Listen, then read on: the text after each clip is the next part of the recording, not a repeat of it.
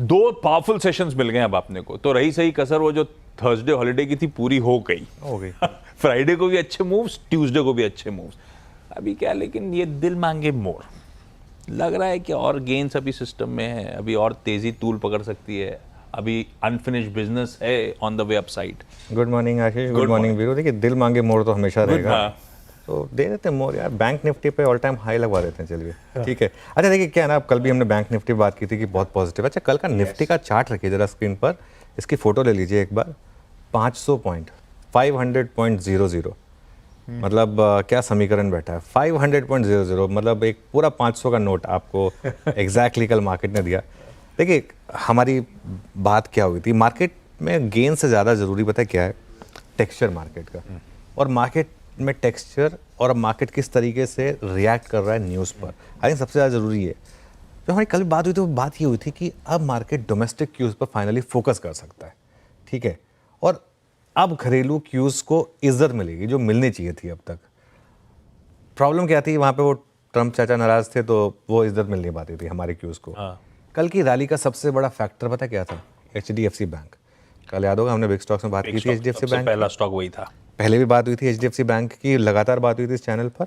और कल HDFC bank की रैली से एक चीज़ समझ में आई कि डोमेस्टिक क्यूज़ को आपने एक रिस्पेक्ट दी है। बैंक निफ्टी काफ़ी मजबूत है, ये इस चैनल पर लगातार चर्चा हो रही है।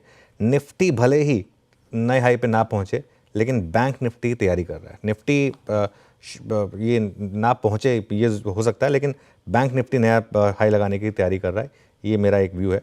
अच्छा कल ये जो 6000 करोड़ की FII की बाइंग आई, ये कहाँ से आई, जरा सोचिए इस बारे में। और कल HDFC बैंक में 3500 करोड़ की डिलीवरी बाइंग उठी है। 3500 करोड़ की HDFC बैंक में कल डिलीवरी बाइंग उठी है।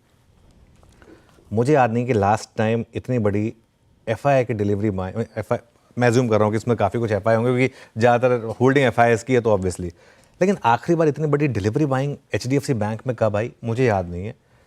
X of MSCI factor, MSCI factor जब आता था अलग बात होती है, एक्स ऑफ MSCI फैक्टर शायद ये HDFC बैंक में अब तक की सबसे बड़ी डिलीवरी बाइंग है।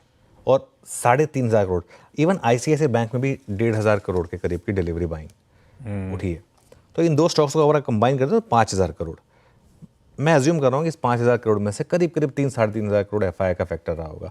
ये एक्सप्लेन कर रहा है आपको 6000 करोड़ की कहाँ से आया 6000 करोड़, ये हवा में नहीं आया 6000 करोड़। इस 6000 करोड़ में एक और अच्छी चीज़ है, इसमें कोई इफ एंड बट नहीं है। पिछली बार जब हम FII की बाइंग देख रहे थे तो उसमें एक्सपायरी फैक्टर लग गया था, उससे पहले जो बाइंग थी उसमें फुटसी फैक्टर लग गया था, उससे पहले जो बाइंग थी उसमें MSCI फैक्टर लग गया था। इसमें कोई फैक्टर नहीं है, इसमें ये pure out and out buying है। डोमेस्टिक क्यूज़ एक के बाद एक आपके फेवर में आते जा रहे हैं। और देखिए मैं बार बार एक चीज़ कह रहा हूँ, भले ही मैं मार्केट ने थोड़ा समय लिया उस चीज़ को समझने में, इस पूरी की पूरी बैंक निफ्टी की रैली की शुरुआत हुई थी बजट वाले दिन, जब टैक्स कट हुआ था। हमने बात की थी कि इतने सब लोग के पास पैसा आएगा, वो कंजम्पशन में जाएगा, इकोनॉमी अच्छी होगी, NPAs कम होंगे। उसके बाद RBI एक्शन में आया। RBI ने पहले CRR कट किया, आउटगोइंग गवर्नर ने, नए गवर्नर ने आते ही रेट कट और OMOs की बाहर लगा दी, सिस्टम में लिक्विडिटी झोंकी।